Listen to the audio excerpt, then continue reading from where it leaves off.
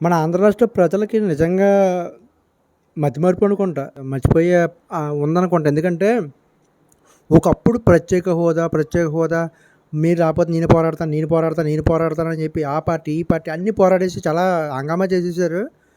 కానీ జగన్ గారు వచ్చిన తర్వాత కేంద్రంలో జగన్ గారి అవసరం లేదు. కాబట్టి ఆయన చేయలేకపోయారు. అది అందరికీ తెలిసిందే.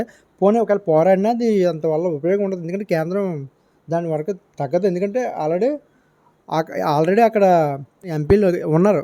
సరిపడగా ఎక్కువగా ఉన్నారు ఎంపీలు. కానీ ఇప్పుడు ప్రెజెంటు ఎంపీలు తక్కువగా ఉన్నారు. ప్రత్యేక హోదా ఊసేలేదు. ఆంధ్ర రాష్ట్ర ప్రజలకు గానీ, యువతకు గానీ అవసరమే లేదు అది. ఆంధ్ర రాష్ట్ర ప్రజలకు ఏం కావాలా? మతాల గురించి కావాలా? కులాల గురించి కావాలా? లేదా మా సినిమా హీరోల రికార్డుల గురించి కావాలి తప్ప, ఈ రాష్ట్ర భవిష్యత్తు కోసం ఏమీ అవసరం లేదు. ఇప్పుడు తెలంగాణలో చూసుకోండి, హైదరాబాద్‌లో ఒక కాలేజీలో అడవిని కొట్టి చెట్లు కొట్టేస్తుంటే మొత్తం తెలంగాణలో యూత్ అంతా రోడ్డు మీదకొచ్చి ధర్నాలు చేసి పెద్ద ఫైట్ చేశారు. మన ఆంధ్ర రాష్ట్ర ప్రజలకి, యువతకి అవసరం లేదు. గవర్నమెంట్ మెడికల్ కాలేజీలని ప్రైవేటీకరణ చేస్తుంటే మాకెందుకు? మాకేంటి? అవసరం లేదు. మాకేం అవసరం ఉంది? ఎకరానికి ₹100 చొప్పున ఇప్పుడు భూములు గట్టా అమ్మేసి లీజు గట్టా ఇచ్చేస్తుంటే మాకెందుకు? మాకేం అవసరం? ఇది మాదా? గవర్నమెంట్‌ది. గవర్నమెంట్‌ది వేరే వాళ్ళకి ఎవరికైనా అమ్మేసుకుంటే అరే ఇది మీ సొత్తురా! ఇది మీ సొత్తు. ప్రభుత్వానికి ఏదైనా సరే అది ప్రజలకు సంబంధించిన ఆస్తి అది. ప్రజలకు సంబంధించిన ఆస్తిని అంత తేలిగ్గా 10,00,00,000, 5,00,00,000, ₹100, ₹50 ఇచ్చేస్తా ఉంటే ఒక్కరు కూడా నోరు మెదపట్లే. కనీసం రైతులు పండించే ధాన్యానికి గానీ 30 పైసలన్నా సరే మాట్లాడట్లే.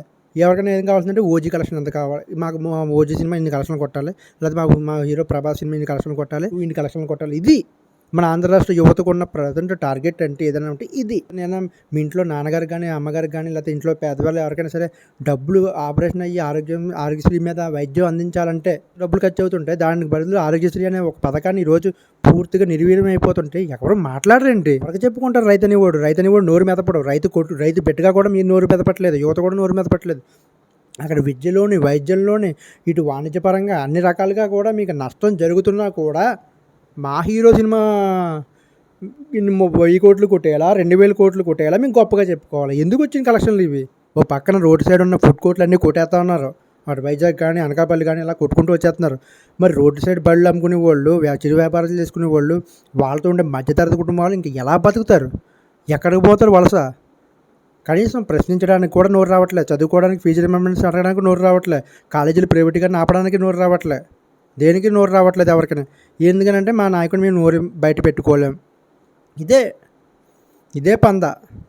Hats off.